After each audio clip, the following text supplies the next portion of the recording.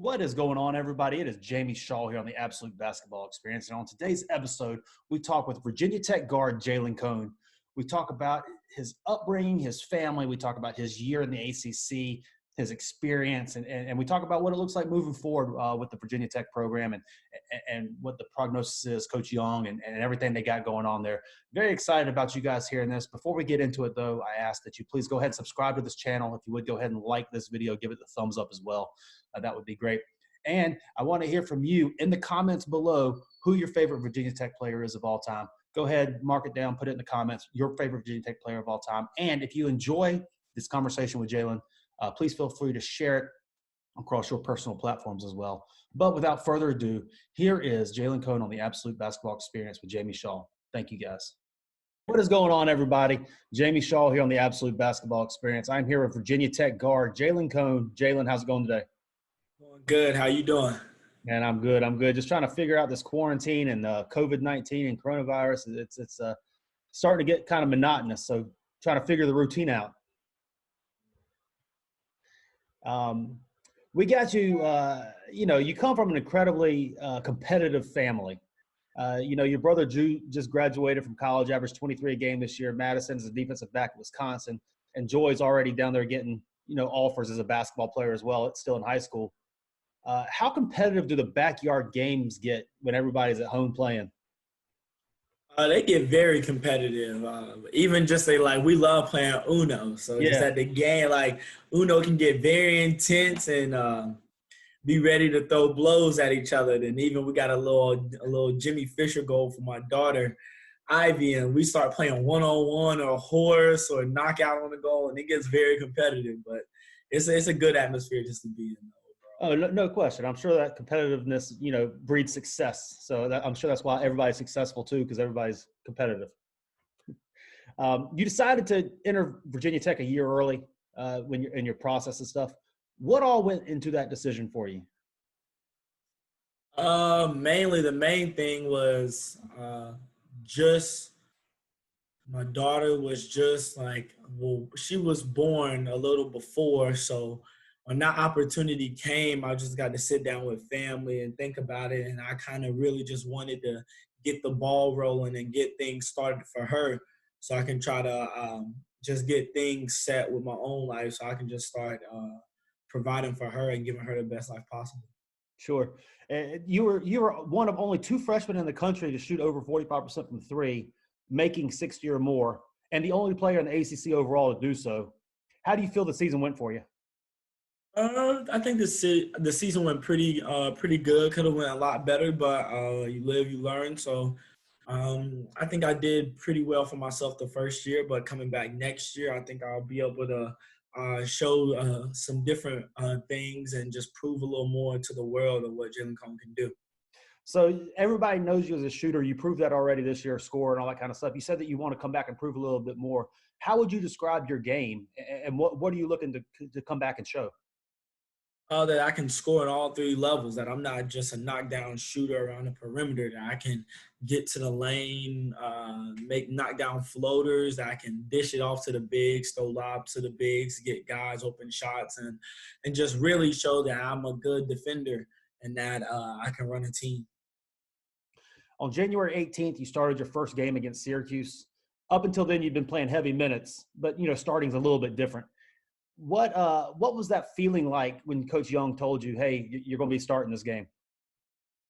It was really just all the hard work paid off, because coming into the season, I was only playing 4 or 5 minutes a game. Things just weren't going my way.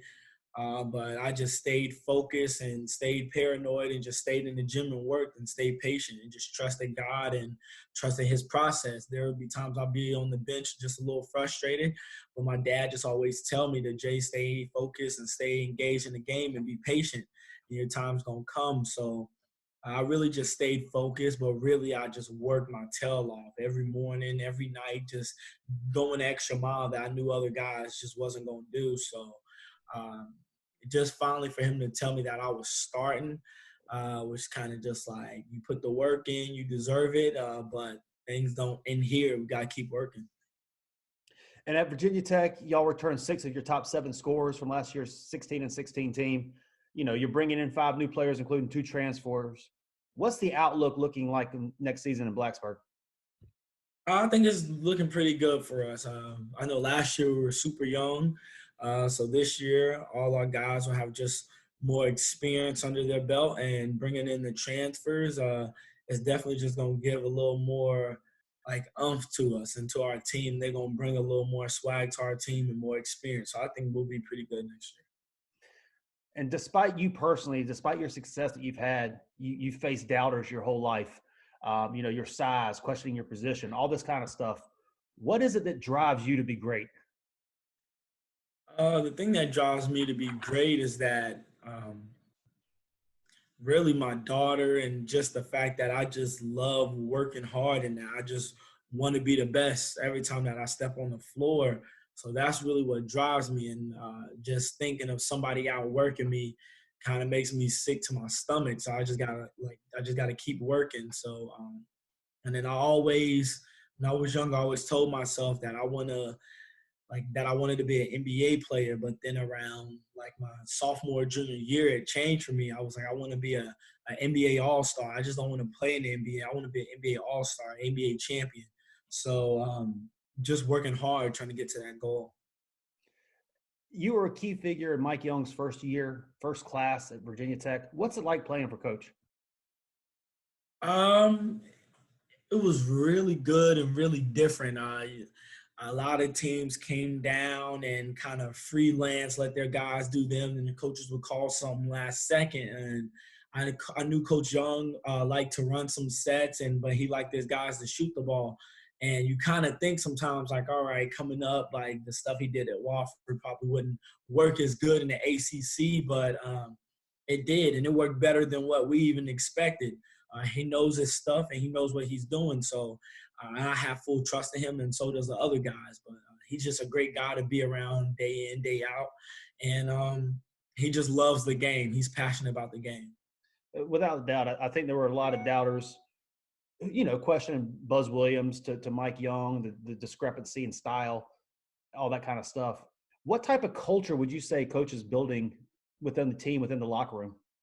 I would say Coach Young is building like a together community that it's all about the team, like the team first. And if everybody take care of that and put the team first, everything else will fall in the line. So it's all about togetherness, and it's all about the team. The team is first, and then all the individual things will come into play. So, year one coming out of high school, you grew up in North Carolina, right in the middle of Tobacco Road. Year one in the ACC, what was the most memorable moment for you throughout the season? I would say the most memorable moment would either be when my breakout game versus Syracuse, or I would say probably the ACC tournament, because I always dreamed of playing in the Greensboro Coliseum, like in the ACC tournament. So I used to go to the games all the time when I was younger, when it would be in Greensboro. And I used to be at the Coliseum a lot. They had some AAU events there. And then not only that, I would go to the Final Four, or the Little Four, I think now it's called the HACO. Then also go there for the circus, the world's greatest show. So I was just always there at the Coliseum. And I always dreamed of playing in the ACC tournament there one day. So running out against Carolina, warming up, seeing all the people in the stands, that was a big moment for me, just because that's something I always dreamed of. But then also the Syracuse game, because that was more of like my coming out game, and I kind of showed everybody who Jalen Cone really is and what Jalen Cone can do. So, you're playing in the ACC. You've already led the league in 3-point shooting. You've been successful already as a freshman. What are your goals throughout this summer heading into next year? What are your goals?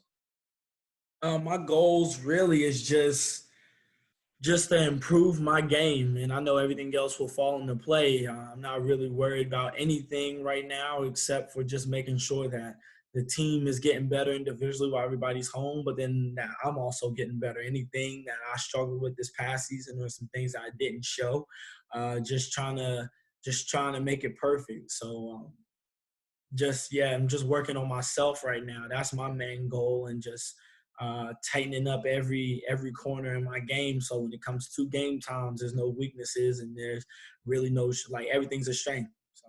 You bring up that you're working on your game. You're a notorious competitor, as we mentioned before. What does your typical day look like right now? And I know that you're just coming off of a workout, and I'm sure you're going to go back to another one later and stuff. What does your typical day look like now that the workouts and what you got going? My typical day right now, I wake up, I'm getting in the gym every morning at 6:30 and going to about 8:30, so 2 hours. But this morning I went in at 8 and went to about 9:40, 10 o'clock.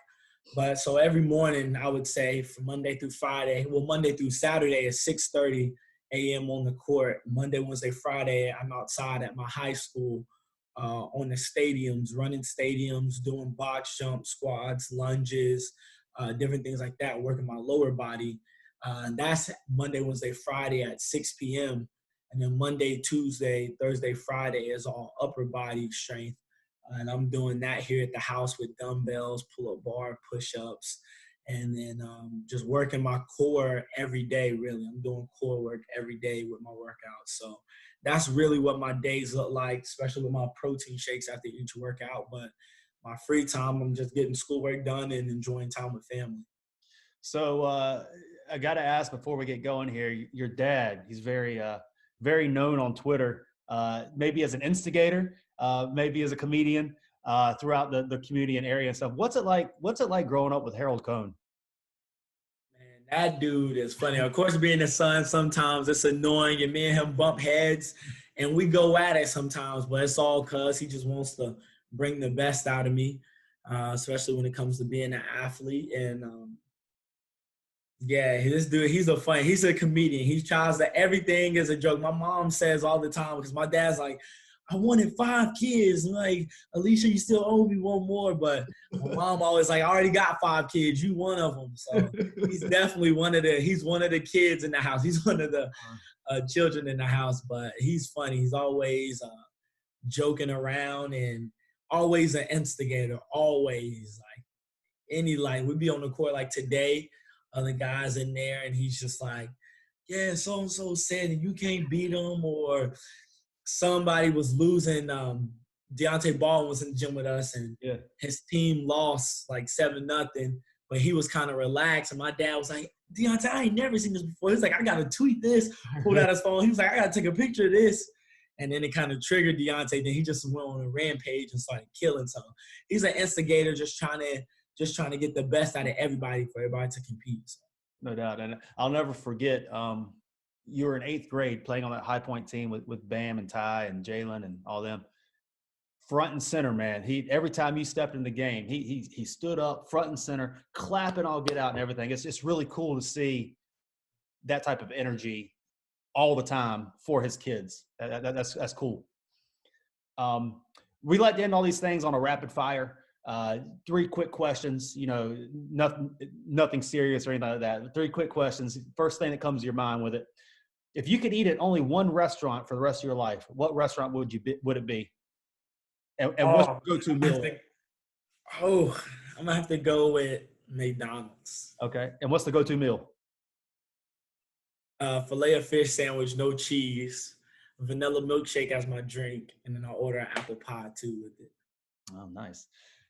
If you could write a book about yourself, about your life, what would the title be?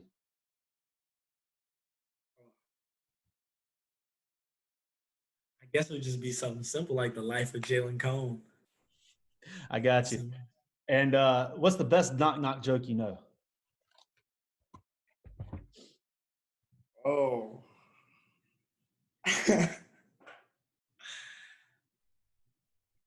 Oh, man. I haven't done a knock-knock joke in a long time. You got me stuck with this one.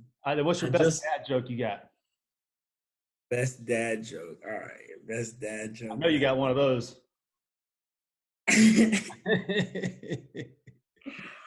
Oh, my gosh. I got to think. You got me stuck with these. All right. Best dad joke. Oh, man. I can't even think of one. I'm trying to think. Dad joke. Man, I normally have these on the tip of my tongue. Let's see. But I would say the best dad joke, but it's more of like a trick question that I like to do to people would be I'm about to do it on you. I want to see if you're gonna get it. You ready? If YES spells yes, what does EYES spell? eyes. Oh, you got it. You got Yeah, you made Most me think people that like for a second. I was like, it. Yeah. yeah. Yeah, most people like ES. Yeah, I was like, yeah. I was like, all right. But this is my show. I can't look like an idiot. I had to think about Yeah. it. Man, Jalen, I appreciate you. Appreciate you coming on, man. It's been amazing. Like I said, since middle school all the way up to watching what you did this past year, and I can't wait to see the future coming, man. Thank you. I appreciate all y'all have done for me. Yeah, absolutely. Guys, thank y'all very much for tuning in to the Absolute Basketball Experience. For Jalen Cone, I am Jamie Shaw. We'll see y'all later.